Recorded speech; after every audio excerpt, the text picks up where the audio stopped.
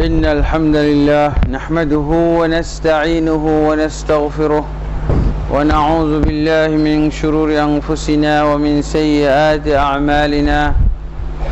من يهده الله فلا مضل له ومن يضلل فلا هادي له، وأشهد أن لا إله إلا الله وحده لا شريك له، وأشهد أن محمدا عبده ورسوله.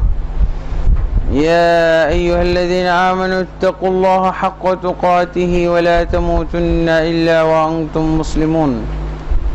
يا أيها الناس اتقوا ربكم الذي خلقكم من نفس واحدة وخلق منها زوجها وبث منهما رجالا كثيرا ونساء، واتقوا الله الذي تساءلون به والأرحام إن الله كان عليكم رقيبا. يا أيها الذين آمنوا اتقوا الله وقولوا قولا سديدا يصلح لكم أعمالكم ويغفر لكم ذنوبكم، ومن يطع الله ورسوله فقد فاز فوزا عظيما. أما بعد، فإن خير الحديث كتاب الله، وخير الهدي هدي محمد صلى الله عليه وسلم، وشر الأمور محدثاتها، وكل محدثة بدعة، وكل بدعة ضلالة، وكل ضلالة في النار.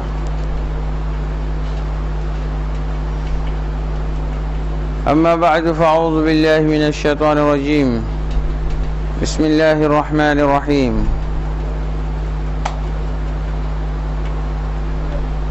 شهر رمضان الذي أنزل فيه القرآن هدى للناس وبينات من الهدى والفرقان، فمن شهد منكم الشهر فليصمه، ومن كان مريضا أو على سفر فعدة من أيام أخر. يريد الله بكم اليسر ولا يريد بكم العسر، ولتكملوا العدة ولتكبروا الله على ما هداكم ولعلكم تشكرون.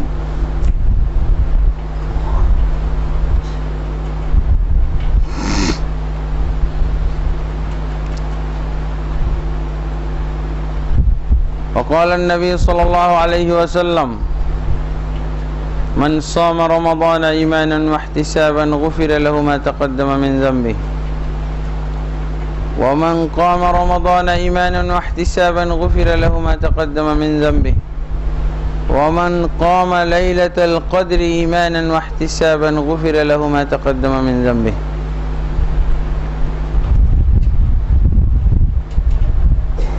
الحمد لله،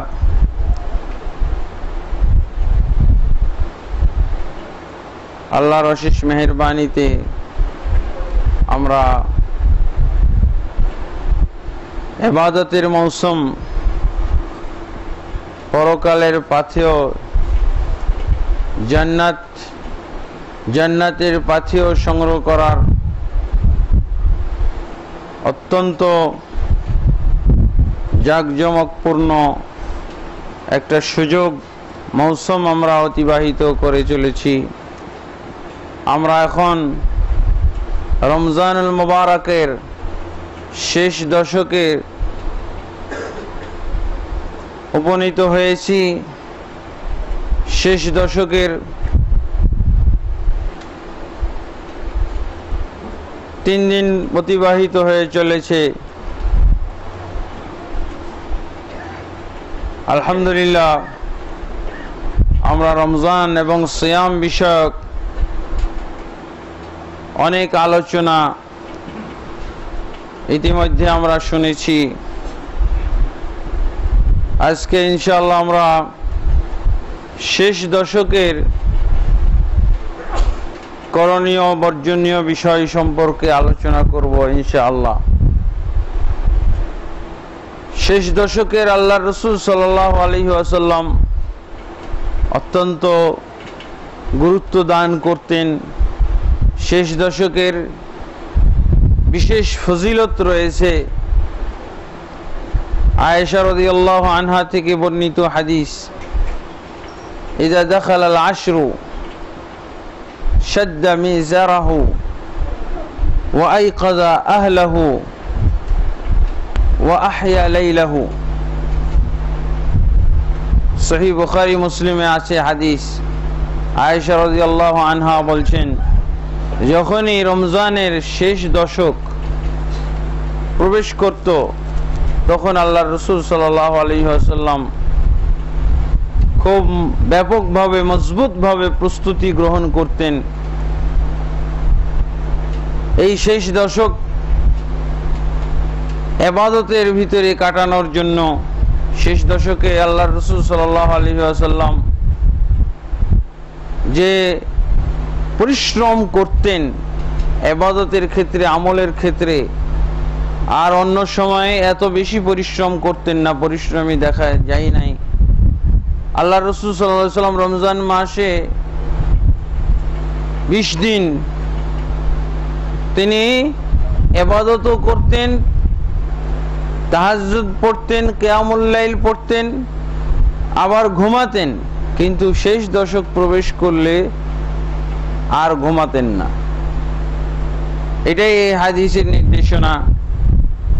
আয়েশা রাদিয়াল্লাহু আনহা বলছেন, যখন শেষ দশক প্রবেশ করত আল্লাহর রাসূল সাল্লাল্লাহু আলাইহি ওয়াসাল্লাম মজবুত করে কোমর বেঁধে নিতেন, তার মানে ব্যাপক প্রস্তুতি, কঠিন প্রস্তুতি নিতেন। তারপরে আইকাযা আহলাহু, তিনি রাতভর আহইয়া লাইলাহু, রাতভর তিনি ইবাদত করতেন, ঘুম বাদ দিয়ে ইবাদতে মশগুল থাকতেন। ওয়া আইকাযা আহলাহু, এবং তার পরিবারকেও উঠাইতেন, সাথে নিতেন ইবাদতের ভিতরে। আল্লাহর রাসূল সাল্লাল্লাহু আলাইহি ওয়াসাল্লাম এভাবে শেষ দশকের গুরুত্ব দান করতেন, এবং এই শেষ দশকের গুরুত্ব দান করার কারণ হলো যে এই শেষ দশকের ভিতরে রয়েছে লাইলাতুল কদর।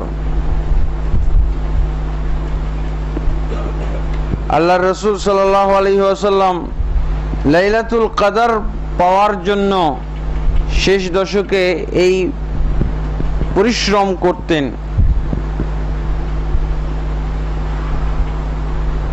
আল্লাহর রাসূল সাল্লাল্লাহু আলাইহি ওয়াসাল্লাম পুরো মাস 20 দিন পর্যন্ত তো সাধারণভাবে কিয়ামুল লাইল পালন করতেন, কিন্তু শেষ দশকে এসে আল্লাহর রাসূল সাল্লাল্লাহু আলাইহি ওয়াসাল্লাম ইতিকাফ করতেন, মানে দিন রাত ইবাদতের ভিতরে কাটানোর জন্য, ইবাদতের ভিতরে তিনি থাকার জন্য ইতিকাফ করতেন। ইতিকাফের অর্থ হলো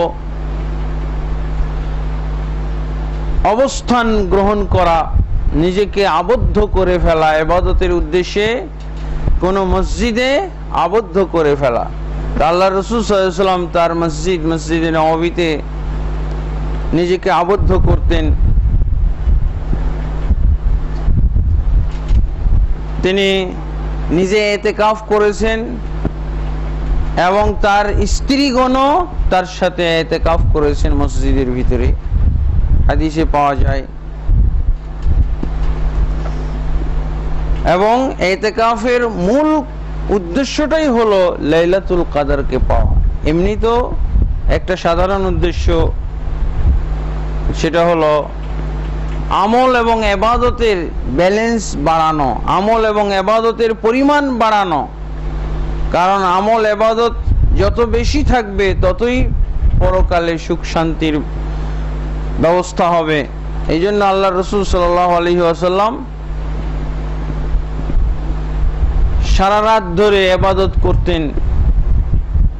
ইতিকাফের বিষয়টা যদি আমরা দেখি তো আল্লাহর রাসূল সাল্লাল্লাহু আলাইহি ওয়াসাল্লাম শেষ দশকে ইতিকাফ করেছেন, এমনকি 20 দিনও ইতিকাফ করেছেন। যে বছর আল্লাহর রাসূল সাল্লাল্লাহু আলাইহি ওয়াসাল্লামের মৃত্যু হয় সেই বছর আল্লাহর রাসূল সাল্লাল্লাহু আলাইহি ওয়াসাল্লাম 20 দিন ইতিকাফ করেছিলেন। মানে যে যত নিজেকে আবদ্ধ রাখতে পারে ইবাদতের উদ্দেশ্যে এই রমজান মাসে, ততই তার জন্য ভালো, তার আখিরাতে যে মহান পুরস্কার আল্লাহ রেখেছেন সেটা নিশ্চিত করার ব্যাপারে ভালো। আবু সাঈদ খুদরি রাদিয়াল্লাহু আনহু বর্ণিত হাদিসে এসেছে, আল্লাহ রাসূল সাল্লাল্লাহু আলাইহি ওয়াসাল্লাম বলছেন, ইন্নী আতাকিফুল আশরাল আউয়ালা আলতামিসু হাযিহিল লাইলা। প্রথমে আল্লাহ রাসূল সাল্লাল্লাহু আলাইহি ওয়াসাল্লাম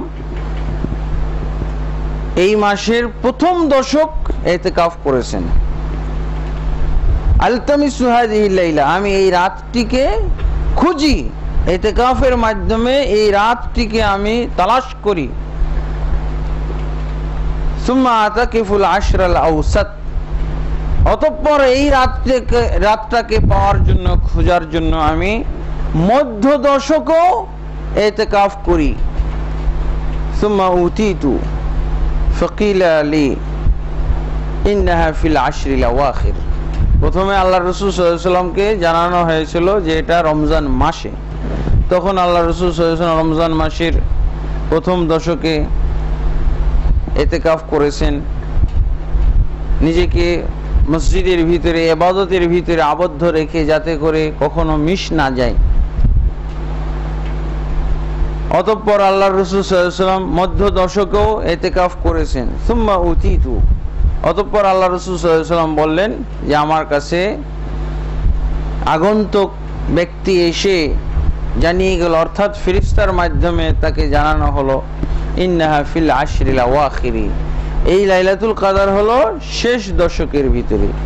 ফামান আহাব্বা মিনকুম আন ইয়াতাকিফা ফালিয়াতাকিফ, যারা চায় এই 10 দিনে ইতিকাফ করতে তারা যেন করে, কারণ এটাই হলো ফাইনাল কথা যে শেষ দশকে রয়েছে লাইলাতুল কদর।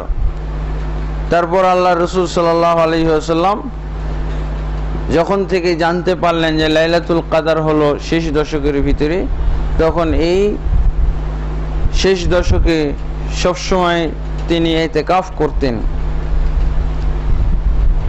কানা নবী সাল্লাল্লাহু আলাইহি ওয়াসাল্লাম ইয়াতাকিফু ফি কুল্লি রমাদান 10 আইয়াম।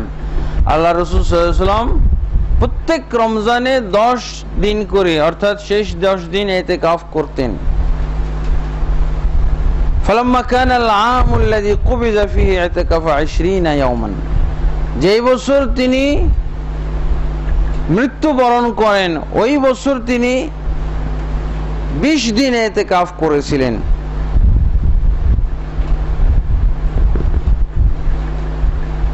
তো ইতিকাফ এটাই হলো শেষ দশকের বিশেষ একটি ইবাদত, এবং এই বিশেষ ইবাদত হলো লাইলাতুল কদরকে পাওয়ার জন্য। যেই লাইলাতুল কদর সম্পর্কে আমরা রমজানের শুরু থেকে শুনে আসছি, সেই লাইলাতুল কদরের সম্ভাবনাময় রাত হলো এই শেষ দশকের বেজোড় রাতগুলো। আল্লাহ রাসূল সাল্লাল্লাহু আলাইহি ওয়াসাল্লামকে কয়েক স্তরে, প্রথমে রমজানের ভিতরে, তারপর আল্লাহ রাসূল প্রথম রমজান, দ্বিতীয় রমজানের প্রথম দশক, তারপরে দ্বিতীয় দশকে ইতিকাফ করলেন। তারপরে আল্লাহ রাসূল সাল্লাল্লাহু আলাইহি ওয়াসাল্লামকে জানানো হলো এটা শেষ দশকে।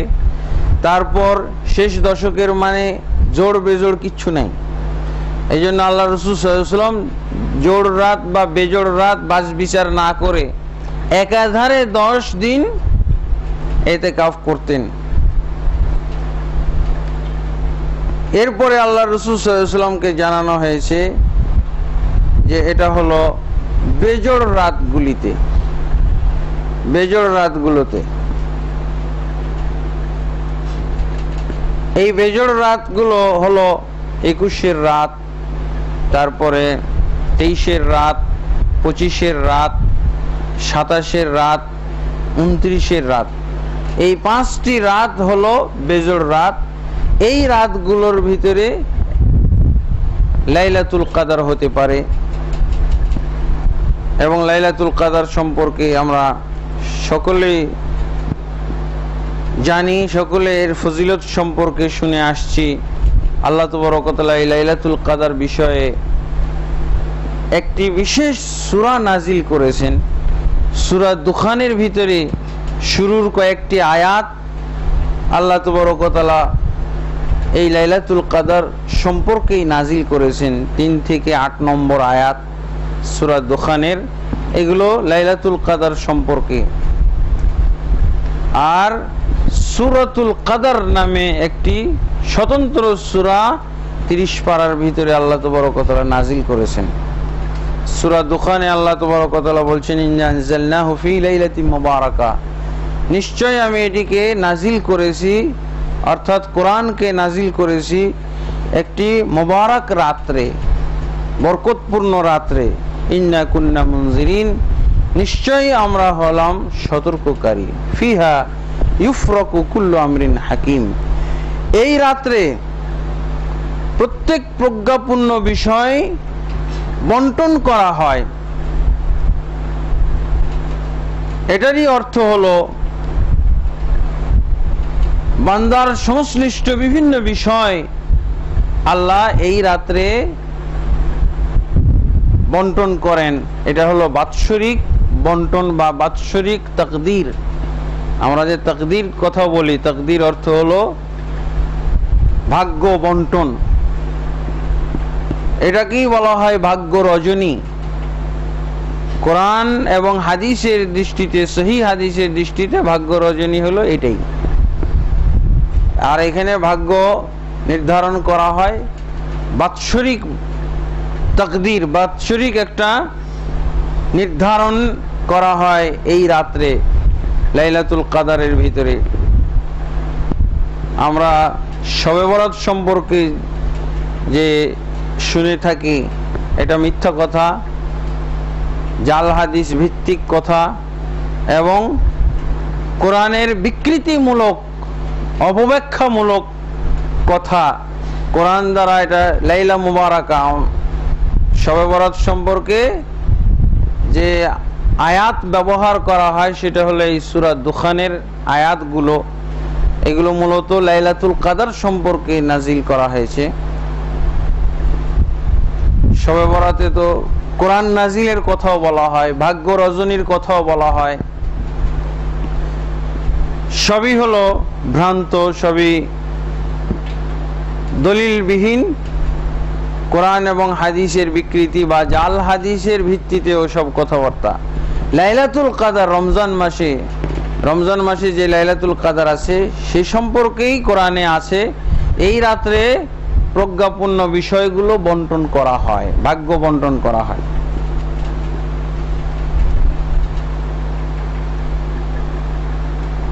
তারপরে আল্লাহ সূরাতুল কদরের মধ্যে বলছেন, ইন্না আনজালনাহু ফি লাইলাতুল কদর, নিশ্চয় আমি একে নাজিল করেছি, অর্থাৎ কোরআনকে নাজিল করেছি লাইলাতুল কদরে।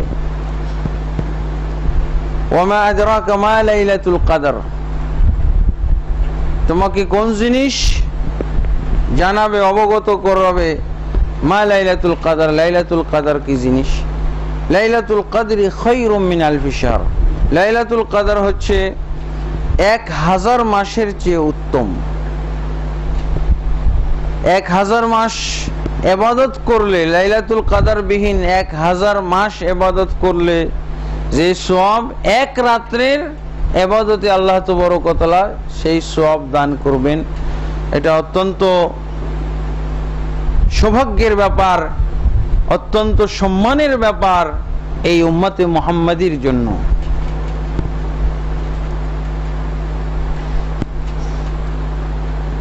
আল্লাহ বলছেন, তানাজ্জালুল মালায়েকাতু ওয়ার রূহু ফিহা বিইذن রাব্বিহিম, ফেরেশতারা নাজিল হন এবং রূহ নাজিল হন। রূহ মানে জিবরিল আলাইহিস সালাতু ওয়াস সালাম। বিইذن রাব্বিহিম, তাদের রবের অনুমতি ক্রমে, মিন কুল্লি আমর, প্রত্যেকটা বিষয় নিয়ে, প্রত্যেকটা বিষয় বান্দার সংশ্লিষ্ট যাবতীয় বিষয়, সেই কথাটাই আর কি আবারও এখানে রিপিট করা হয়েছে, যেটা হলো তাদের ভাগ্যের ব্যাপার, তাকদীরের ব্যাপার। সালামুন হিয়া হাত্তা মাতলাইল ফজর, এই রাতটা হলো সালাম, শান্তি। কাদের জন্য? বান্দাদের জন্য, ইবাদতকারীদের জন্য রাতটা পুরোটাই শান্তি নাজিল হয় আল্লাহর পক্ষ থেকে। হাত্তা মাতলাইল ফজর, ফজর উদিত হওয়ার পূর্ব পর্যন্ত। আলহামদুলিল্লাহ, আল্লাহ তাবারক ওয়া তাআলা আমাদেরকে এই রমজান মাসে এরকম একটা রাত, এরকম একটা রজনী, মহিমান্বিত রজনী দান করেছেন। আল্লাহ আমাদেরকে এই রাতটা যেন আমাদের জীবনে পাইয়ে দেন, আমরা যেন এই রাতের ফজিলত লাভ করে ধন্য হতে পারি। এটা আল্লাহর কাছে দোয়া করতে হবে এবং আমাদেরকে চেষ্টাও করতে হবে। চেষ্টাটা কি? আল্লাহর রাসূল সাল্লাল্লাহু আলাইহি ওয়াসাল্লাম যেভাবে করেছেন, শক্ত করে কোমর বাঁধতে হবে। শেষ দশকে ইবাদতের জন্য সারা রাত ইবাদতে কাটাবো। দরকার হলে আমরা ঘুম একটু বেশি দিনের বেলা পেড়ে নিয়ে রাতের বেলা সারা রাত জেগে থাকতে পারলে ভালো। আল্লাহ রাসূল সাল্লাল্লাহু আলাইহি ওয়াসাল্লাম কিন্তু সারা রাত জেগে ইবাদত করার পক্ষে নন, বরং নিষিদ্ধ। কিন্তু এই লাইলাতুল কদর যেহেতু একটা অসাধারণ একটা রাত, একটা অত্যন্ত বৈশিষ্ট্যপূর্ণ রাত, 1000 মাসের ইবাদতের সমান ইবাদত আমরা এই রাত্রে করতে পারি, এই রাত্রে সওয়াব অর্জন করতে পারি। এই জন্য আল্লাহ রাসূল সাল্লাল্লাহু আলাইহি ওয়াসাল্লাম শুধুমাত্র এই শেষ দশকের ক্ষেত্রে সারা রাত জেগে ইবাদত করার অনুমতি দিয়েছেন এবং নিজে তিনি করতেন। অন্যথায় কিন্তু যে সাহাবী বলছিলেন যে আমি কখনো ঘুমাবো না, সারা রাত ধরে তাহাজ্জুদ পড়বো, আল্লাহ রাসূল তাকে সাল্লাল্লাহু আলাইহি ওয়াসাল্লাম উম্মত থেকে বহিষ্কার ঘোষণা করেছিলেন। মান রাগিবা আন সুন্নতি ফালাইসা মিন্নি, যে আমার তরিকা বহির্ভূত ইবাদত করবে সে আমার উম্মতের অন্তর্ভুক্ত নয়। কিন্তু শেষ দশকের ইবাদতের বেলায় কিন্তু এই হাদিস প্রযোজ্য নয়, কারণ এটা শুধুমাত্র এই কয়দিনের ব্যাপার, শুধুমাত্র এই 5টি রাত্রের ব্যাপার। সারা জীবনের জন্য এটা যদি কেউ করে তাহলে সেটা নিষিদ্ধ।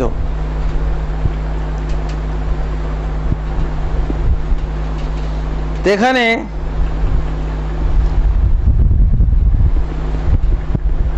এই রাতটার ফজিলতে যে আল্লাহ সূরা নাজিল করলেন, এই সূরার বেশ কয়েকটা আমরা ফজিলত দেখতে পাই। যে এটি এমন একটি রাত, যেই রাতে আল্লাহ মানব জাতির জন্য যে গাইড গ্রন্থ, দিক নির্দেশনার গ্রন্থ, জীবন পরিচালনার জন্য যে গ্রন্থ, সেই গ্রন্থটা এই রাত্রে আল্লাহ নাজিল করেছিলেন। যে গ্রন্থ ছাড়া এই মুসলিম জাতির অস্তিত্ব কল্পনা করা যায় না। মুসলিম ব্যক্তি আর তার ইসলাম এই কোরআনের মধ্যেই আছে। কিভাবে মুসলিম হতে হয়, মুসলিম কিভাবে ইসলাম পালন করবে, ইসলাম বলতে কি বোঝায়, আল্লাহর আদেশ নিষেধগুলো কি, আল্লাহ বান্দা সৃষ্টি করার পিছনে কি উদ্দেশ্য, কি করাইতে চান, কি আদেশ তিনি তাদেরকে পালন করাতে চান, কি নিষেধাজ্ঞা থেকে বিরত রাখতে চান, এগুলো সব কিছুই কিন্তু এই কোরআনের ভিতরে। আর আল্লাহ তাবারক ওয়া তাআলা এই কোরআন নাজিলের জন্য নির্বাচন করেছিলেন এই রাত। তাহলে কোরআন নাজিল এটা একটা এই রাত্রের বিশেষ ফজিলত, প্রধান ফজিলত, 1 নম্বর ফজিলত। আর একটা ফজিলত হলো মা ইয়াদুল্লু আলাইহিল ইস্তিফহাম। যে কোনো বিষয়ে আল্লাহ তাবারক ওয়া তাআলা প্রশ্ন করে জবাব, প্রশ্ন এবং উত্তরের মাধ্যমে যদি একটা বিষয় অবহিত করেন, তাহলে জানতে হবে বিষয়টা আল্লাহর কাছে অত্যন্ত গুরুত্বপূর্ণ। সেটাই এই সূরার ভিতরে আল্লাহ তাবারক ওয়া তাআলা ব্যবহার করেছেন, এই ভঙ্গি, প্রশ্নোত্তর। আমরাও কিন্তু একটা জিনিসের গুরুত্ব দিলে, আর জানেন আমি তো জানি না, কিন্তু এভাবে প্রশ্ন করার উদ্দেশ্য হলো বিষয়টা যে গুরুত্বপূর্ণ, বিষয়টা যে মূল্যবান, এটা বোঝানোর জন্য এভাবে প্রশ্ন করা হয়। এটা বাংলা ভাষারও রীতির মধ্যে আমরা পাই, আমাদের ভাষার মধ্যে আছে ওমা আদরাকা মা লাইলাতুল কদর। তারপরে আল্লাহ প্রশ্ন করে নিজেই উত্তর দিচ্ছেন। এই ক্ষেত্রে আবার একটা নিয়ম আছে, মা আদরাকা বললে আল্লাহ নিজেই উত্তর দেন, কিন্তু মা ইউদরিকা বললে আল্লাহ সেটার উত্তর দেননি। তারপরে হলো এর নির্দিষ্ট ফজিলত, আসল ফজিলতটা হলো আন্নাহা খায়রুম মিন আলফি শাহর, এই রাতটা হলো 1000 মাসের চেয়ে উত্তম। এটা হলো তৃতীয় ফজিলত।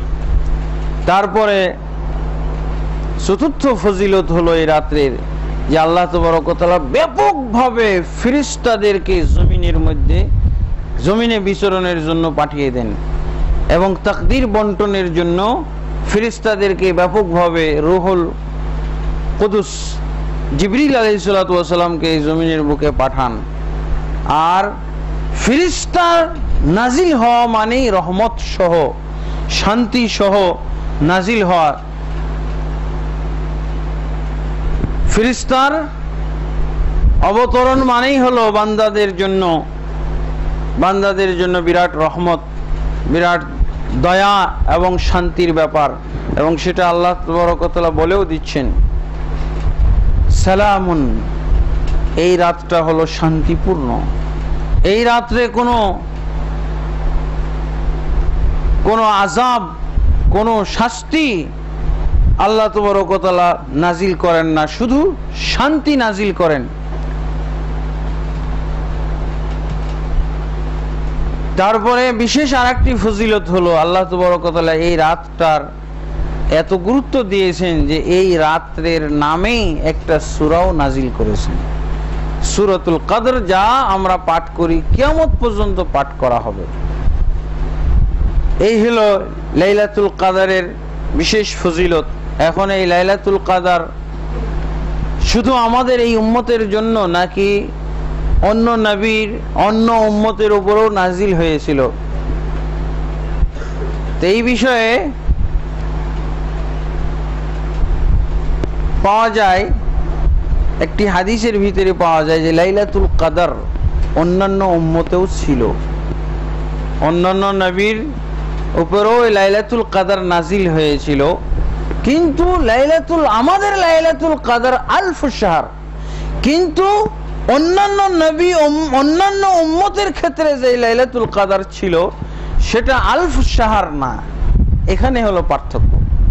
যেমন আমরা জুমা দ্বারা বৈশিষ্ট্যপূর্ণ হয়েছি, এই জুমা পাওয়ার জন্য বনু ইসরাইলরা কেউ শনিবারেই জুমা পড়েছে আর কেউ রবিবারের জুমা পড়েছে। জুমার দিনে জুমা পাওয়া এটা আমাদের বৈশিষ্ট্য। লাইলাতুল কদর অন্যান্য উম্মতেও ছিল, কিন্তু এরকম ফজিলতপূর্ণ লাইলাতুল কদর তাদের ক্ষেত্রে আল্লাহ তাবারক ওয়া তাআলা দান করেননি। এই জন্য লাইলাতুল কদর যে আলফ শাহর, 1000 মাসের মর্যাদা, 1000 মাসের আমরা ইবাদতের এখানে সমান নেকি সওয়াব অর্জন করতে পারবো, এইটা অন্যান্য উম্মতের জন্য ছিল না। অন্যথায় লাইলাতুল কদর নামটা বিশেষ, এই ভাগ্য রজনী, এটা অন্যান্য উম্মতের ভিতরে ছিল। মুসনাদ আহমদের ভিতরে একটি হাদিস এসেছে, হাদিসের মধ্যে আবু যর গফারি রাদিয়াল্লাহু আনহু বর্ণনা করছেন, ইয়া রাসূলুল্লাহ আখবিরনি আন লাইলাতুল কদরি আহিয়া ফি রমাদান আম ফি গায়রিহি। হে আল্লাহর রাসূল, আপনি আমাকে লাইলাতুল কদর সম্পর্কে জানান, এটা কি রমজানে নাকি রমজান ছাড়া অন্য মাসেও হতে পারে? ক্বালা বাল হিয়া ফি রমাদান। আল্লাহর রাসূল সাল্লাল্লাহু আলাইহি ওয়াসাল্লাম বললেন, না, এটি শুধু রমজান মাসেই আল্লাহ তাবারক ওয়া তাআলা দান করেন। ক্বালা তাকুনু মা'আল আম্বিয়াই মা কানু ফাইযা কুবিযু রুফিআত আম হিয়া ইলা ইয়াউমিল কিয়ামা। আল্লাহ রাসূল সাল্লাল্লাহু আলাইহি ওয়াসাল্লামকে বলা হলো তাকুনু মা'আল আম্বিয়াই মা কানু, এই লাইলাতুল কদর কি নবীগণের সাথে শুধু পাওয়া যাবে যতদিন নবীগণ জীবিত থাকবেন, এরপরে কি লাইলাতুল কদর উঠিয়ে নেওয়া হবে, উঠিয়ে নেওয়া হয়? এখানে বলা হচ্ছে তাকুনু মাআল আম্বিয়াই মা কানু, এটা কি নবীগণের সাথে পাওয়া যায় যতদিন তারা জীবিত থাকেন, এরপরে যখন মৃত্যুবরণ করেন তখন লাইলাতুল কদর আল্লাহ উঠিয়ে নেন। আল্লাহ রাসূল সাল্লাল্লাহু আলাইহি ওয়াসাল্লাম বললেন হিয়া ইলা ইয়াউমিল কিয়ামা, এটা কিয়ামত দিবস পর্যন্ত। তাহলে এই হাদিস থেকে বোঝা যায় যে লাইলাতুল কদর অন্যান্য উম্মতেও অন্যান্য নবীগণের সাথেও ছিল। তার কারণ এখানে অন্যান্য নবীদের কথা বলা হয়েছে এবং আল্লাহ রাসূল সাল্লাল্লাহু আলাইহি ওয়াসাল্লাম এটা অস্বীকার করেননি যে না, অন্য নবীদের সাথে এই লাইলাতুল কদর পাওয়া যায় নাই, অন্য নবীদেরকে আল্লাহ এটা দান করেন নাই, শুধুমাত্র আমাকেই দান করেছেন। ওয়ালাকিন ফাদলুহা ওয়া আজরুহা ইখতাসু, এর ফজিলত যেটা পাওয়া যাচ্ছে সূরাতুল কদরের মধ্যে, এটা এই উম্মতের জন্য হলো বিশেষভাবে, আর কারোর জন্য এই ফজিলত ছিল না। এবং এর কারণ হিসেবে যেহেতু অন্যান্য নবীর এবং তার উম্মতরা অনেক দিন বেঁচে থাকতেন, অনেক বছর, শত শত এমনকি হাজারেরও উপরে তারা বয়স পেয়েছিলেন, এই জন্য আল্লাহ তাবারক ওয়া তাআলা যাতে তারা আমলের দিক দিয়ে তাদের সমকক্ষ বা তাদের চেয়েও বেড়ে যেতে পারে, এই জন্য আল্লাহ তাবারক ওয়া তাআলা এই উম্মতের লাইলাতুল কদরকে এভাবে ফজিলত মণ্ডিত করেছেন, এভাবে 1000 মাসের ইবাদতের আল্লাহ তাবারক ওয়া তাআলা সওয়াব দান করার কথা বলেছেন। এখন হলো লাইলাতুল কদরে আমরা কয়েক ধরনের বিভ্রান্তির মধ্যে আছি লাইলাতুল কদর নিয়ে। এক ধরনের এই লাইলাতুল কদর নির্ধারণের ক্ষেত্রে আমরা বাংলাদেশের মানুষ লাইলাতুল কদর হিসেবে একটি রাতকে নির্ধারণ করে ফেলেছে, 27শে রমজান, এটাকে আমরা লাইলাতুল কদর হিসেবে নির্ধারণ করেছি। এটা একটা বিভ্রান্তি, নিজেদেরকে প্রতারিত করার একটা ব্যবস্থা করে নেওয়া। লাইলাতুল কদর কখনো নির্দিষ্ট রাত্রে এইভাবে প্রতি রমজান নির্দিষ্ট রাত্রে হয়, এই মর্মে কোনো দলিল নাই। বরং আল্লাহ রাসূল সাল্লাল্লাহু আলাইহি ওয়াসাল্লাম থেকে হাদিসে পাওয়া যায়, আল্লাহ রাসূল সাল্লাল্লাহু আলাইহি ওয়াসাল্লামকে জানিয়ে দেওয়া হয়েছিল লাইলাতুল কদর কোন রাত্রে হবে। আল্লাহ রাসূল সাল্লাল্লাহু আলাইহি ওয়াসাল্লাম বলার জন্য এসেছেন, এসে দেখেন 2 লোক মসজিদের ভিতরে ঝগড়া করতেছে। এদের ঝগড়ার দেখে আল্লাহ রাসূল সাল্লাল্লাহু আলাইহি ওয়াসাল্লামের ব্রেন থেকে লাইলাতুল কদরের যে নির্দিষ্ট রাত, এটা যে জানিয়ে দেওয়া হয়েছিল, ব্রেন থেকে আল্লাহ মুছে ফেললেন, ডিলিট করে দিলেন। এরপর আল্লাহ রাসূল সাল্লাল্লাহু আলাইহি ওয়াসাল্লাম আর বলতে পারলেন না।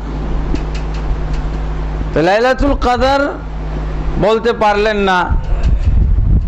এখন কি যেভাবে হাদিসের ভিতরে আছে ওগুলোই তখন আমাদের জন্য আমলযোগ্য হবে। তাহাররাউ লাইলাতুল কদরি ফিল বিতরি মিন আশরিল আওয়াখির মিন রমাদান, সহিহ বুখারীর ভিতরে হাদিস এসেছে, তোমরা লাইলাতুল কদর তালাশ করো শেষ দশকের বেজোড় রাতগুলোতে, রমজানের শেষ দশকের বেজোড় রাতগুলোতে।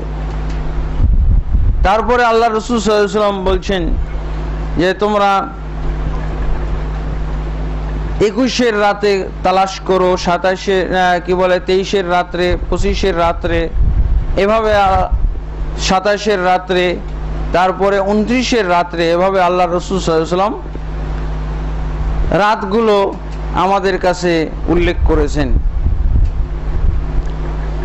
কিন্তু একজন সাহাবী উবাই বিন কাব, উনি তার অভিজ্ঞতা থেকে বলেছেন, কি বলছেন? ওয়াল্লাহি লা আ'লামু আইয়ু লাইলাতিন হিয়া আল-লাইলাতুল্লাতী আমারানা আল্লাহু বিকিয়ামিহা হিয়া লাইলাতু 27। সহিহ মুসলিমের ভিতরে হাদিসটা এসেছে। উবাই বিন কাব রাদিয়াল্লাহু আনহু বলছেন, আল্লাহর কসম করে যে আমি জানি যে এই রাতে আল্লাহ রাসূল সাল্লাল্লাহু আলাইহি ওয়াসাল্লাম আমাদেরকে কিয়াম করতে বলেছেন বিশেষভাবে, সেটা হলো 27, অর্থাৎ 27-এর রাত। এটা কিন্তু উবাই বিন কাব রাদিয়াল্লাহু আনহুর অভিজ্ঞতা। আল্লাহ রাসূল সাল্লাল্লাহু আলাইহি ওয়াসাল্লাম লাইলাতুল কদরের যে কিছু আলামত বলেছিলেন, এই আলামতের ভিত্তিতে উনি দেখেছেন কয়েক বছর আলামত যেটা পাওয়া গেছে 27-এর রাত। এটা হলো তার অভিজ্ঞতার ব্যাপার। তাহলে একজন সাহাবীর অভিজ্ঞতা কি আল্লাহর রাসূল সাল্লাল্লাহু আলাইহি ওয়াসাল্লামের চেয়ে বেশি উত্তম হবে, বেশি নির্ভরযোগ্য? আল্লাহ রাসূল সাল্লাল্লাহু আলাইহি ওয়াসাল্লামকে সেই নির্দিষ্ট রাত ভুলিয়ে দেওয়া হলো, যার জন্য আল্লাহ রাসূল সাল্লাল্লাহু আলাইহি ওয়াসাল্লাম শেষ দশক পুরোটাই রাত জেগে ইবাদত করতেন। যদি আল্লাহ রাসূলের কথা হতো এটা যে 27-এর রাত্রেই লাইলাতুল কদর হয়, তাহলে তো আর সারা রাত জেগে ইবাদত করতে হইতো না। কিন্তু যেহেতু আল্লাহ রাসূল সাল্লাল্লাহু আলাইহি ওয়াসাল্লামকে ভুলিয়ে দেওয়া হয়েছে, এটা উম্মতের কল্যাণের জন্য। এটা আল্লাহ তাবারক ওয়া তাআলা বলছেন, মা নানসাখ মিন আয়াতিন আও নুনসিহা নাতি বিখাইরিম মিনহা। আমি কোনো আয়াত মনসুখ করলে অথবা কোনো কিছু ভুলিয়ে দিলে এর চেয়ে উত্তম কিছু আনি। আল্লাহ তাবারক ওয়া তাআলা নির্দিষ্ট রাত্রের যে নির্দিষ্টতাটা ভুলিয়ে দিলেন আল্লাহর রাসূলের ব্রেন থেকে, তাহলে আমাদের জন্য এর চেয়ে উত্তম কি নিয়ে আসলেন? আমরা শুধু হয়তো ওই রাতটাই ইবাদত করতাম। এখন আল্লাহ রাসূল সাল্লাল্লাহু আলাইহি ওয়াসাল্লাম আমাদের জন্য আরো বেশি কল্যাণ দান করলেন, আল্লাহ আমাদেরকে আরো কল্যাণ দান করলেন।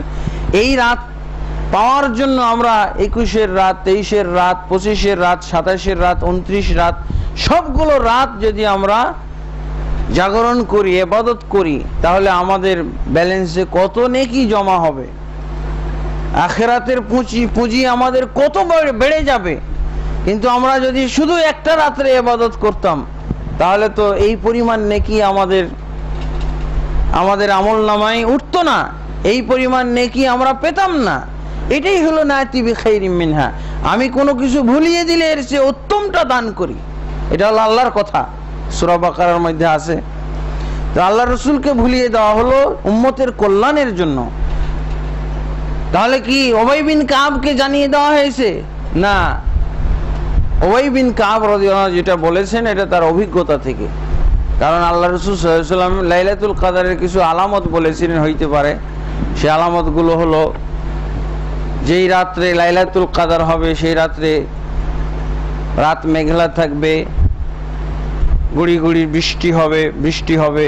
এমনকি আল্লাহ রাসূল সাল্লাল্লাহু আলাইহি ওয়াসাল্লাম সেই রাত্রে ফজরের নামাজ পড়েছেন, সিজদা করেছেন, কাদার কর্দমাক্ত জায়গায় বৃষ্টি হয়েছে, এবং আল্লাহ রাসূল সাল্লাল্লাহু আলাইহি ওয়াসাল্লাম তার মসজিদ নববী, তখন তো পাকা ছিল না, ছাদওয়ালা মসজিদ ছিল না, চাল দিয়ে বয়ে বয়ে পানি পড়েছে, সিজদার জায়গা, সালাতের জায়গা পর্যন্ত কাদা হয়ে গেছে। তারপর সূর্য উঠবে দুর্বল ভাবে, মানে হালকা মেঘাচ্ছন্ন থাকবে পরিবেশ। তারপরে রাতটা হবে আলোকোজ্জ্বল, চাঁদ নাই, তারপরও মনে হবে যে চাঁদনী রাত্রের মতো আলো আলো ভাব। রাতটা হবে নাতিশীতোষ্ণ, প্রচন্ড গরম না, প্রচন্ড ঠান্ডা না। এই যে সব পরিবেশ, এই সব আলামত দেখে কেউ বলতে পারে যে আজকে হয়তো লাইলাতুল কদর অতিবাহিত হয়েছে, লাইলাতুল কদর এসেছে। কিন্তু সবসময় লাইলাতুল কদর 27-এর রাত্রে, এটা ঠিক না। এটা আমরা যেন বাংলাদেশি লাইলাতুল কদর বানাই ফেলছি। দেশি লাইলাতুল কদর আমাদের এটা, বাংলাদেশি লাইলাতুল কদর হলো 27-এর রাত্রে। বরং লা তাখতাসু লাইলাতুল কদরি বিলাইলাতিন মুআয়্যানা ফি জামিল আওয়াম বাল তাতানাক্কালু, বরং লাইলাতুল কদর এটা পরিবর্তন হয়, বছর বছর পরিবর্তন হয়। এক বছর 21-এর রাত্রে গেলে তারপরের বছর 23-এর রাত্রে যেতে পারে, তারপরের বছর 25-এর রাত্রে যেতে পারে, তারপরের বছর 27-এর রাত্রে যেতে পারে, তারপরের বছর 29-এর রাত্রে যেতে পারে। হ্যাঁ, হয়তো 21-এর রাত্রে, যেমন ইবনে ওমর রাদিয়াল্লাহু আনহু তিনি যেটা অভিজ্ঞতা ব্যক্ত করছেন, আল্লাহ রাসূল সাল্লাল্লাহু আলাইহি ওয়াসাল্লামকে যেই রাত্রে কাদার উপরে, ভিজা মাটির উপরে সিজদা করতে দেখেছেন, সেটা ছিল 21-এর রাত। আল্লাহ রাসূল সাল্লাল্লাহু আলাইহি ওয়াসাল্লাম, আল্লাহ রাসূল সাল্লাল্লাহু আলাইহি ওয়াসাল্লামের সাথে উনি লাইলাতুল কদর উদযাপন করেছেন, জাগরণ করেছেন, এবং তিনি বলছেন যে ওটা 21-এর রাত ছিল, যেই রাত্রে আল্লাহ রাসূল সাল্লাল্লাহু আলাইহি ওয়াসাল্লাম ফজরের নামাজে এরকম কাদাতে সিজদা করলেন। তাহলে কখনো দেখেছেন 27-এর রাত্রে, কখনো হয়েছে 23-এর রাত্রে। তাহলে এটা আমাদের জন্য একটা সরকারিভাবে বিরাট প্রতারণার ব্যবস্থা করে দেওয়া হয়েছে। এটা সরকারি লাইলাতুল কদর। এই লাইলাতুল কদরে ছুটি ঘোষণা করা হবে, ইবাদতের জন্য ছুটি দেওয়া হবে। এগুলো তামাশা। একটা লাইলাতুল কদরকে নিয়ে একটা তামাশা করা হচ্ছে আর কি। লাইলাতুল কদর 27-এর রাত্রে দেওয়ার জন্য মনে হচ্ছে পার্লামেন্টে পাশ করে ফেলেছে এবং আল্লাহর কাছে সিদ্ধান্ত জানাই দেওয়া হয়েছে, পার্লামেন্ট থেকে পাশ করলাম, অথবা বাইতুল মোকাররম ইসলামী ফাউন্ডেশন থেকে পাশ করে মনে হচ্ছে সিদ্ধান্তটা আল্লাহর কাছে পাঠিয়ে দেওয়া হয়েছে। এটা সব সময় 27-এর রাত্রে থাকবে, আল্লাহ এর ব্যতিক্রম তুমি করতে পারবে না। আল্লাহর সাথে একটা তামাশা। তারপরে এটাতে গেল, এইভাবে লাইলাতুল কদরকে নির্ধারণ করে ফেলা কোনো একটা নির্দিষ্ট রাত্রে, এটা কিন্তু বিরাট ধোঁকার ব্যাপার। আল্লাহ রসুল থেকে কোনো দলিল নাই, আল্লাহ রসুলকে ভুলিয়ে দেওয়া হলো। তাহলে আবার কাকে জানিয়ে দেওয়া হলো? সে কি আল্লাহ রসুল সাল্লাল্লাহু আলাইহি ওয়াসাল্লামের চেয়েও কামিল? আল্লাহ রসুলকে ভুলিয়ে দেওয়া হলো আর ওকে স্মরণ করিয়ে দেওয়া হলো, জানিয়ে দেওয়া হলো। এরকম ব্যক্তি আছে বলে তো আমরা বিশ্বাস করব না, বিশ্বাস করা উচিত না। বাংলাদেশে ওই লোকটাকে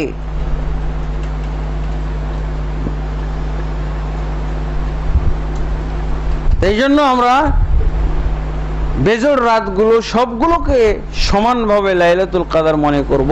হ্যাঁ, আমরাও আমাদের অভিজ্ঞতা দিয়ে এই আলামতগুলো যদি মিল পায়, এই আলামতগুলো যদি দেখে ফেলি, যেমন এবারের 21-এর রাত্রেও কিন্তু এই আলামতগুলো দেখা গেছে। ইবনে ওমর রাদিয়াল্লাহু আনহু যেভাবে আলামতের ভিত্তিতে বলেছিলেন যে 21-এর রাত্রে লাইলাতুল কদর হয়েছে আল্লাহ রসুলের যুগে, আল্লাহ রসুলের সাথে।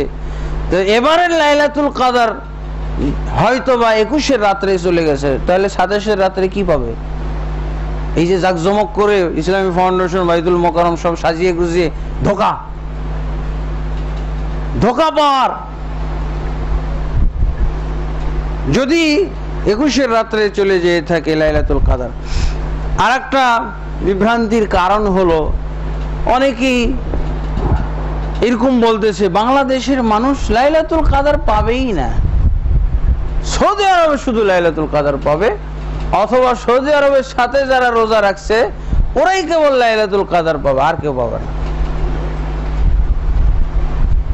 এখন বর্তমান যুগে এই ফতোয়া ছড়ানো হচ্ছে, অনেককে এগুলো মুখস্থ করিয়ে দেওয়া হয়েছে, জেনারেল শিক্ষিত, সাধারণ শিক্ষিত, এমনকি মূর্খ লোককেও জানিয়ে দেওয়া হয়েছে যে লাইলাতুল কদর একটাই।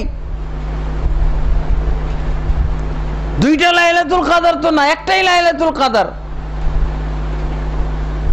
এটা সৌদি আরব ওয়ালারা পাবে, আর সৌদি আরব ওয়ালাদের সাথে যারা রোজা রাখতেছে ওরাই কেবল পাবে। এগুলো হলো গুমরাহি কথাবার্তা, এগুলো হলো অত্যন্ত সংকীর্ণ বুঝ, বরং ভ্রান্ত বুঝ থেকে আসছে। কেন লাইলাতুল কদর একটাই, তার কারণ যে ওরা একদিন আগে রোজা করেছে। তাহলে বলেন সিরিয়া যারা ওরা সৌদি আরবের আগে রোজা করেছে, তাহলে ওরা তো আগে লাইলাতুল কদর পাবে। সৌদি আরব বঞ্চিত, তার সাথে তোমরাও বঞ্চিত। লাইলাতুল কদর শুধু পাবে সিরিয়াওয়ালারা। লাইলাতুল কদর কি বন্টন করার জন্য, লাইলাতুল কদর বন্টন করার জন্য আল্লাহ কোনো মৌলবীকে দায়িত্ব দেয়? হ্যাঁ, এই ফতোয়ার এই পক্ষের এই গ্রুপের কোন মৌলবীকে কি দায়িত্ব দেওয়া হয়েছে? তোমার উপরে দায়িত্ব থাকলো লাইলাতুল কদর বন্টন করে দাও। তো তখন তো মিলাইতে পারবে না, তখন তো এই উল্টা পাল্টা প্রশ্ন ওর মাথায় আসবে। আমরা যখন ধরেন যে আজকে জুমা, শনিবারে আমরা যেদিন লাইলাতুল কদরের জন্য রাত জাগবো, সেদিন তো আমেরিকার মানুষ শুক্রবারের দিন জাগতেছে। তাহলে লাইলার মধ্যেই তো মিল নাই, রাতেই মিল নাই। আমাদের এখানে রাত, তাও আবার শনিবারের রাত, আর ওদের ওখানে শুক্রবারের দিন। বলেন কিভাবে মিলাবেন? এখন একটাই লাইলাতুল কদর করেন, ওদেরকে কি আল্লাহ তাহলে দুপুরেই লাইলাতুল কদর দিয়ে দিবে? ওদের লাইলাতুল কদর কি দুপুর বেলায় হয়ে যাবে? একটাই যদি লাইলাতুল কদর হয়, তো রাতে কোনোদিন, এটা আসলে খামখেয়ালি কতগুলো গবেষণা, ত্রুটিপূর্ণ গবেষণা। তারপরও আর একটা বিষয়, ওরাই চিন্তা করে দেখেছে যে লাইলাতুল কদর একটা না কয়টা তোমাকে বলে দিছে নাকি? আর লাইলাতুল কদর তো আল্লাহ বন্টন করেন তার বিশেষ বাহিনী ফেরেশতাদের দ্বারা বা আল্লাহ বন্টন করেন। তা আল্লাহ বন্টন যেটা করেন, তো মানুষের জন্য যেটা অসম্ভব ওটা আল্লাহর উপরে চাপিয়ে দেওয়া, এটা কি কুফরি না? যে আল্লাহর কাছে গত 1,01,00,000,000 বছর এবং ভবিষ্যতের 1,00,00,000,000 কোটি বছর সমান, সেই আল্লাহর জন্য 1-2 রাত্রের ডিফারেন্সে লাইলাতুল কদর বিতরণ করা এত কঠিন হয়ে গেল। এটা কার কাছে কঠিন? মানুষের কাছে কঠিন না। তো মানুষের কাছে, মানুষের দৃষ্টিতে, মানুষের জ্ঞানে যেটা কঠিন, ওটা আল্লাহর জন্য কঠিন বলে ফেলা মানে আল্লাহর সুবিধা করে দিচ্ছে। ওরা সৌদি আরবের সাথে রোজা রেখে আল্লাহর সুবিধা করে দিচ্ছে, নাহলে আল্লাহ কিভাবে লাইলাতুল কদর বন্টন করবে? নাউজুবিল্লাহ। এই আল্লাহকে সাহায্যকারী এই সব গোষ্ঠী, এরা কিন্তু কুফরি যুক্তির মধ্যে, যদিও মার্জিত মনে হচ্ছে, কিন্তু আসলে কুফরি যুক্তি এটা, যে আল্লাহর কাছে বিগত 1,00,000,000 কোটি বছর এবং ভবিষ্যতের 1,00,000,000 কোটি বছর সমান, সেই আল্লাহর জন্য 1-2 রাত্রের ডিফারেন্সে লাইলাতুল কদর বন্টন করা কঠিন হয়ে গেল। এবার সাহায্যের জন্য এক শ্রেণীর হুজুর লেগে গেছেন, কিভাবে করবে আল্লাহ এটা? হ্যাঁ, ওজাইর আলাইহিস সালাতু ওয়াস সালাম কি বলেছিলেন? একটা জনপদ দেখলেন যে একেবারে হালাক হয়ে গেছে, নিশ্চিহ্ন হয়ে গেছে একটা জনপদ। তিনি কি বলেন? কাইফা ইউহিল্লাহু, কিভাবে আল্লাহ এটাকে জীবিত করবেন? আল্লাহ তো বড় কথা, তাকে দিয়েই প্রমাণ করলেন।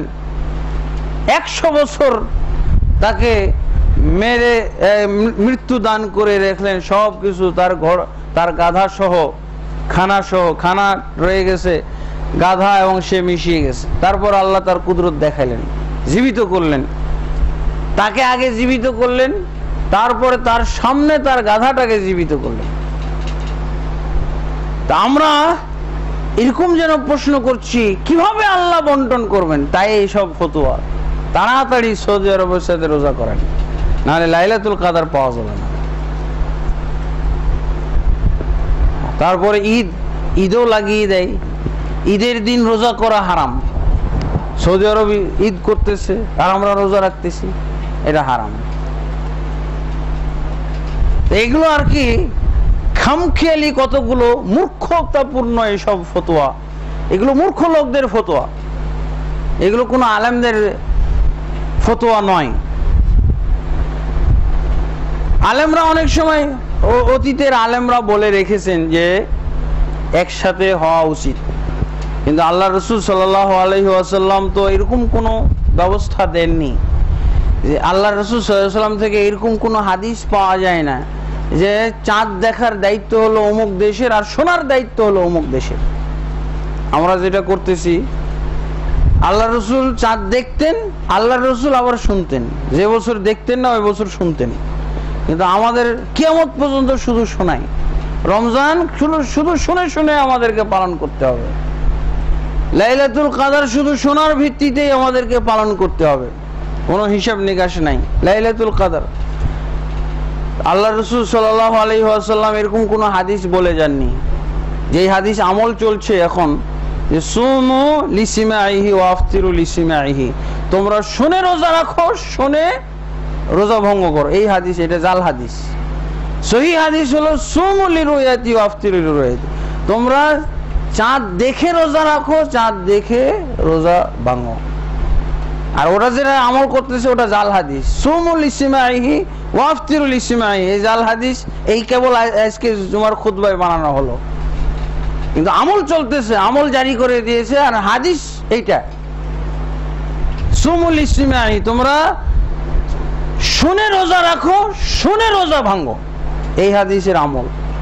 আর আমরা আমল করব কোনটা? সুমুলি রুইয়া, তোমরা চাঁদ দেখে রোজা রাখো, চাঁদ দেখে রোজা ছাড়াও, এই আমল হবে। এর ভিত্তিতে যেই লাইলাতুল কাদর আসবে, এর ভিত্তিতে যে ঈদ আসবে, সেটা হলো আসল ঈদ, দলিল ভিত্তিক। আল্লাহ রাসূল সাল্লাল্লাহু আলাইহি ওয়াসাল্লাম এই হাদিস বলার পর তো দেখতেন না, দেখার দোয়াও শিখিয়েছেন, শোনার দোয়া তো শিখাননি, শোনার দোয়া তো নাই, চাঁদ দেখা। এবং আরো কতগুলো জাল হাদিস এখন আমাদের আমল করতে হচ্ছে। মিডিয়া আমাদেরকে কতগুলো জাল হাদিস দান করেছে, সেটা কি? তোমরা ফোন যোগাযোগ করে রোজা রাখো, তোমরা টেলিভিশন দেখে রোজা রাখো, তোমরা পেপার পত্রিকা পড়ে রোজা রাখো, পেপার পত্রিকা পড়ে রোজা ছাড়ো। এগুলো সব জাল হাদিস এখন চলতেছে। হাদিসগুলো আরবি হয় নাই, কিন্তু আমল জারি হয়ে গেছে। আল্লাহ রসুল দুটা কাজই করতেছে, এরা একটা করে কেন? আল্লাহ রসুল দুটা করতেন না? দেখতেন, আর যখন দেখা না যাইতো মেঘলা আকাশ, তখন আল্লাহ রসুল অপেক্ষা করতেন কেউ দেখেছে কিনা। আশপাশের কেউ দেখে থাকলে আল্লাহ রসুলের কাছে এসে শোনাতেন। তো দেখা শোনা একসাথে দুটা ঠিক থাকতে হবে। আল্লাহ রসুলের এরকম কোনো হাদিস নাই যে আল্লাহ রসুল দেখার দায়িত্ব দিয়েছিলেন এক দেশকে আর শোনার দায়িত্ব দিয়েছিলেন আর এক দেশকে। আমরা যে জাল হাদিস এখন আমল করতেছি, চাঁদ দেখার দায়িত্ব হলো সৌদি আরব আর শোনার দায়িত্ব হলো ভারতবর্ষের লোক। এই জাল হাদিস, এটা জাল হাদিসের উপর আমল। হ্যাঁ, এরকম কি ভাগ করা ছিল যে আল্লাহ রসুল অপেক্ষায় থাকতেন, খবরদার তোমরা কেউ দেখতে যাবে না, আসবে তো খবর, দেখার দায়িত্ব তো হলো অমুক দেশের লোকদের, নাকি একই সাথে দুইটাই চলতো? আমাদের কেন মাইনাস হয়ে গেল এই হাদিসের? এই জন্য একই হাদিস দুই দলের হইতে পারে না। আমি এই জন্য বলি যে রুসুমুল রুয়াতি আফতুল রুয়াতি, সৌদির সাথে যারা রোজা রাখে, এই হাদিস ওদের জন্য না। এই হাদিসে কোনো অংশ নাই, বিন্দু মাত্র অংশ নাই। ওদের কোন হাদিসে অংশ আছে? ওই যে জাল হাদিস, যেটা শব্দ বানিয়ে দেওয়া হলো, তাদেরকে উপহার দেওয়া যেতে পারে। তোমাদের হাদিস হলো এটা, সুমুল ইসমাইহি, তোমরা শুনে রোজা রাখো আর শুনেই কেবলমাত্র তোমরা রোজা ভঙ্গ করো। এই জাল হাদিসটা তোমাদের ভাগ্যে। তার কারণ এটা ছাড়া তো কিয়ামত পর্যন্ত আর কিছুই ঘটবে না। ওদের দেখা কি ঘটবে?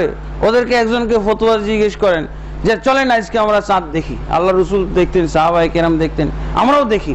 বলছে না না, দেখা যাবে না, আমাদের শোনার অপেক্ষায় থাকতে হবে। ফোন করেন, রেডিও ধরেন, টেলিভিশনে দেখেন, এসব জাল হাদিস না, কঠিন পর্যায়ের জাল হাদিস, এগুলো একবারে তাজা বানানো জাল হাদিস। তো আলহামদুলিল্লাহ, তো এই লাইলাতুল কদর নিয়ে এই বিভ্রান্তিটা আমাদের সমাজে চলছে। তো লাইলাতুল কদর পাওয়ার জন্য যারা ইতিকাফ করবেন, তাদের ইতিকাফ স্টার্ট হয়েছে 21 তারিখ।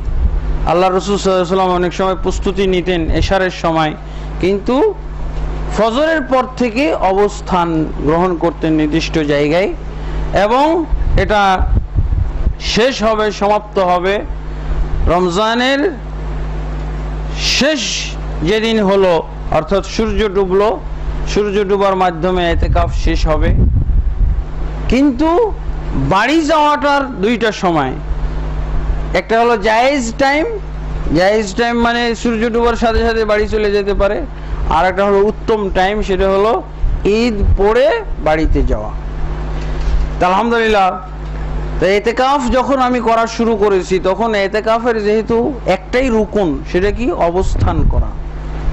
অবস্থানের বিপরীত কিছু করা যাবে না, বাইরে ঘোরাফেরা, আড্ডা বসানো, এগুলো করা চলবে না। প্রয়োজনে যাওয়া যাবে, যেমন আমি বাথরুমের জন্য যেতে পারি, খানার গ্রহণের জন্য যেতে পারি, হোটেলে অথবা বাড়িতেও যেতে পারি। আর বাড়ি যদি বেশি দূরে থাকে তাহলে কাছের থেকেই কোথাও ব্যবস্থা করে নিতে পারি এভাবে। কিন্তু আরো কিছু নেকির কাজ আছে, এগুলোতে যাওয়া যাবে না। যদি শর্ত করে থাকে তাহলে যাওয়া যাবে, যেমন আত্মীয় স্বজন কেউ আছে অসুস্থ, তাকে দেখতে যাওয়া। এটা ইতিকাফের শুরুতে আল্লাহর কাছে মনে মনে শর্ত করে নিতে হবে যে আল্লাহ, আমি ইতিকাফ শুরু করলাম, কিন্তু আমার অমুক আত্মীয় অসুস্থ আছে, তাকে মাঝে মাঝে দেখতে যাব। সে যদি মারা যায় তাহলে তার জানাজায় আমি উপস্থিত হব, তাহলে যেতে পারবে, অন্যথায় যাবে না, যেহেতু এগুলো ফরজ কিফায়া। জি আলহামদুলিল্লাহ। এরপর এই রমজানের শেষ দশকের ভিতরে আর একটা বিশেষ গুরুত্বপূর্ণ ইবাদত, সেটা হলো যাকাতুল ফিতর। এই যাকাতুল ফিতর আদায় করতে হবে আল্লাহ রাসূল সাল্লাল্লাহু আলাইহি ওয়াসাল্লামের তরিকা অনুযায়ী। যেভাবে সিয়াম হচ্ছে সেভাবেই যাকাতুল ফিতরটাও আদায় করতে হবে। আল্লাহ রাসূল সাল্লাল্লাহু আলাইহি ওয়াসাল্লাম এই যাকাতুল ফিতর আদায় করেছেন বা করতে বলেছেন, সেটা কি? খাদ্যদ্রব্য দিয়ে। খাদ্যদ্রব্য ছাড়া মূল্য দিয়ে যাকাতুল ফিতর আদায় করা, এটাও কিন্তু একটা ইবাদতের ক্ষেত্রে বিদআত, নতুন আবিষ্কার। কারণ আল্লাহ রাসূল সাল্লাল্লাহু আলাইহি ওয়াসাল্লাম যাকাতুল ফিতরের ক্ষেত্রে দুটো কথাই শুধু বলেছেন, একটা কি সা, আর একটা খাদ্যদ্রব্যের নাম। এবার আপনি কি দিবেন দেন, অন্যটা কিভাবে বুঝবেন? আপনি বুঝার সুযোগ কোথা থেকে বের হলো? আল্লাহ রাসূল সাল্লাল্লাহু আলাইহি ওয়াসাল্লাম যেটা বলেছেন, এক সা খেজুর দিতে হবে, এক সা মানে পাত্র, গম দিতে হবে। ইবনে ওমর রাদিয়াল্লাহু আনহু বলছেন, ফরদা আলাইনা রাসূল সাল্লাল্লাহু আলাইহি ওয়াসাল্লাম যাকাতাল ফিতরি সাআম মিন তামরিন সাআম মিন শাঈরিন। আল্লাহ রাসূল সাল্লাল্লাহু আলাইহি ওয়াসাল্লাম আমাদের উপরে যাকাতুল ফিতর ফরজ করে দিয়েছেন, এক সা করে খেজুর, জব এবং অন্যান্য আরো যে সমস্ত খাদ্য চালু ছিল সেই সময় মদিনাতে বা আরব বিশ্বে, সেগুলোর নাম এসে গেছে। তাহলে সা আছে আর খাদ্যদ্রব্যের নাম আছে, আর কিছু নাই। সা দিয়ে তো দিনার মাপা যায় না, সা দিয়ে তো দিরহাম মাপা যায় না, সা দিনার দিরহাম গণনা দিয়ে মাপতে হয়।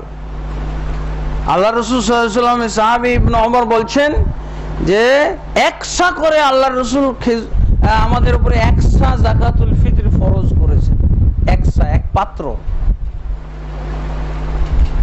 এই পাত্র দিয়ে মেপে দেওয়ার যে জিনিস হবে সেটাই দান করতে হবে যাকাতুল ফিতর হিসেবে। আমাদের সমাজে যেটা হয় মূল্য দ্বারা যাকাতুল ফিতর আদায় করা, এটা হলো একটা ভুল, ইবাদতের ক্ষেত্রে একটা বিরাট ধরনের বেদাত।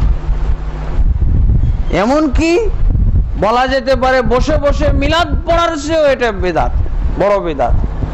নামাজের পরে মুনাজাতের চেয়েও বড় বেদাত হলো এটা, কারণ এটা হলো সুন্নতের ক্ষেত্রে আর এটা ফরজের ক্ষেত্রে বেদাত। ফরজের ক্ষেত্রে বেদাত চর্চা করা।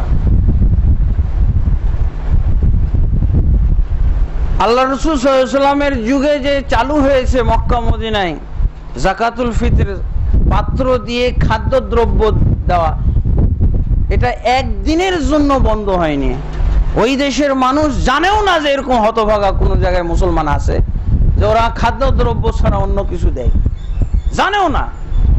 হয়তো আলেমদের কাছে প্রশ্নের মাধ্যমে জানানো হয়েছে যে আমাদের দেশে হতভাগা মৌলবীরা ফতোয়া দেয়, তখন ওনারা হয়তো ফতোয়া দিয়েছেন যে না এটা জায়েজ না।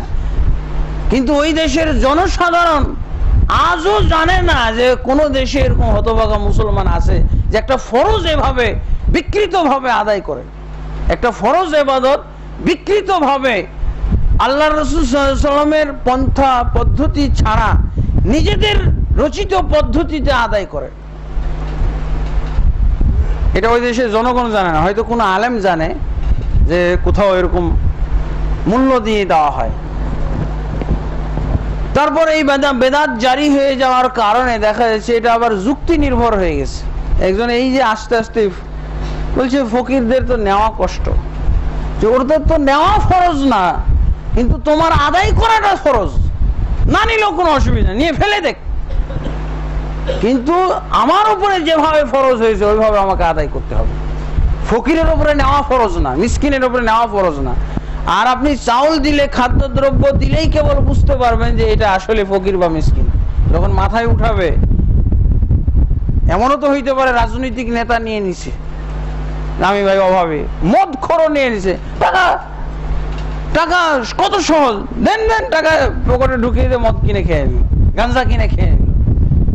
প্রকৃত আল্লাহ রসুলের বিধানের ভিতরে, আল্লাহর বিধানের ভিতরে একটা কি বলে মজা আছে, সেখানে একটা আমরা প্রকৃতি খুঁজে পাই। তো মাথায় করবে যে চাউলের বস্তা তো মাথায় করবে না যে আসলে নেশা করার জন্য টাকা উঠাইতেছে, ও কিন্তু এই ভেজালে যাবে না। যারা প্রকৃত ফকির মিসকিন তাদেরকে খুঁজে পাবেন এই চাউল দিলে। আর ওখানে নানান ধরনের লোক নিয়ে যেতে পারে, সেজে যেতে পারে কেউ ফকির মিসকিন। খাদ্যদ্রব্য দিতে হবে একসা করে, একসার অনেক পরিমাণ এখন প্রচলিত আছে বিভিন্ন জায়গায়, প্রায় 10-এর উপরে পরিমাণ। হ্যাঁ,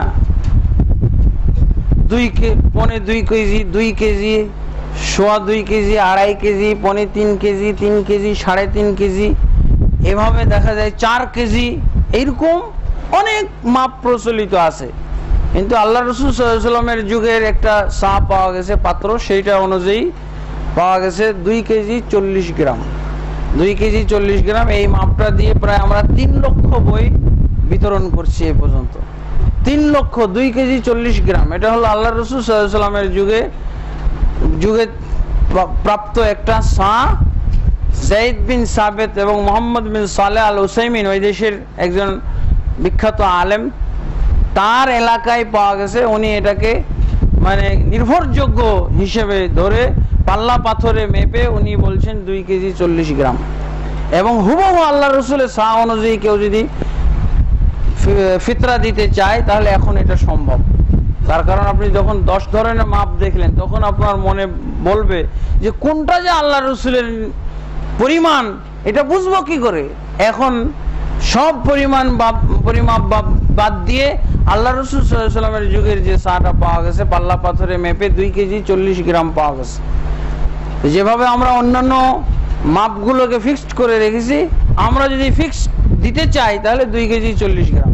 এমনকি মুহাম্মদ বিন সালেহ আল উসাইমিন উনি বলছেন, মান আরাদা আন আন ইয়ারিফা সাআন নওয়াবি ফালিয়াজিন কিলওয়াইনি ওয়া 40 গ্রামান। যে ব্যক্তি আল্লাহর রাসূলের সা অনুযায়ী ফিতরা দিতে চায় সে যেন 2 কেজি 40 গ্রাম মেপে দেয়।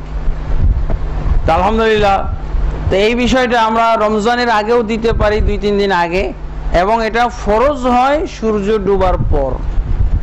সূর্য ফরজ হওয়ার পর দেওয়াটাই উত্তম, তবে জায়েজ আছে অগ্রিম দেওয়া 2-1 দিন আগে। আর এটা দিতে হবে ঈদের নামাজ পড়তে যাওয়ার পূর্বে, ঈদের মাঠে যাওয়ার পূর্বেই এটা আদায় করতে হবে। যদি পরে আদায় করে তাহলে এটা সাধারণ সদাকা বলে গণ্য হবে, এটা জাকাতুল ফিতর নয়। আলহামদুলিল্লাহ, এই জাকাতুল ফিতর যেহেতু অল্প পরিমাণে, এই জন্য ফকির মিসকিনের মধ্যে সীমাবদ্ধ রাখাটাই হলো উচিত। আল্লাহ আমাদেরকে তৌফিক দান করুন।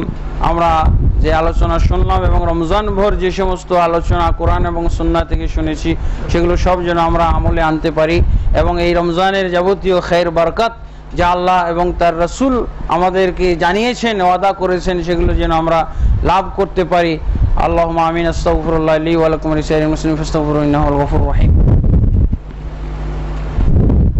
আলহামদুলিল্লাহি রাব্বিল আলামিন ওয়াসসালাতু ওয়াসসালামু আলা আশরাফিল আমবিয়াই ওয়াল মুরসালিন নবিয়িনা মুহাম্মাদিন ওয়া আলা আলিহি ওয়া সাহবিহি আজমাইন, আম্মা বা'দ।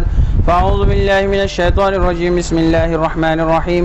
إن الله وملائكته يصلون على النبي يا أيها الذين آمنوا صلوا عليه وسلموا تسليما. اللهم صل على محمد وعلى آل محمد كما صليت على إبراهيم وعلى آل إبراهيم إنك حميد مجيد. اللهم أصلح لنا ديننا الذي هو عصمة أمرنا، وأصلح لنا دنيانا التي فيها معاشنا، وأصلح لنا آخرتنا التي فيها معادنا، واجعل الحياة زيادة لنا في كل خير والموت راحة لنا من كل شر. اللهم أعز الإسلام والمسلمين وأذل الشرك والمشركين ودمر أعداءك أعداء الدين يا رب العالمين. اللهم أصلح ولاة وعلماء وعامة المسلمين وخذ بناصيتهم إلى صراطك المستقيم يا حي يا قيوم برحمتك نستغيث. عباد الله رحمكم الله، إن الله يأمر بالعدل والإحسان وإيتاء ذي القربى وينهى عن الفحشاء والمنكر والبغي يعظكم لعلكم تذكرون. ولذكر الله أكبر والله يعلم ما